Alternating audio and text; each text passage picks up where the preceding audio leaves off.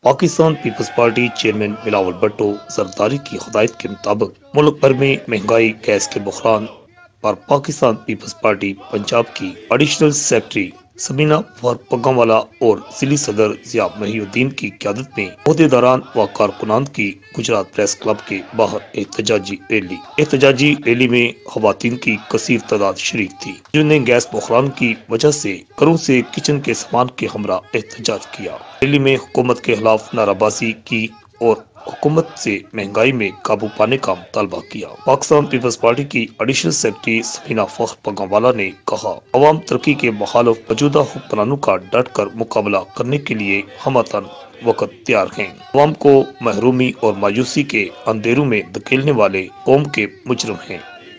ضلعی صدر Peoples party Chaudhry Zia الدین نے کہا، پاکستان پیپلز پارٹی موجودہ سلیکٹڈ حکمرانوں کو گھر بیچ کر دم لے گی۔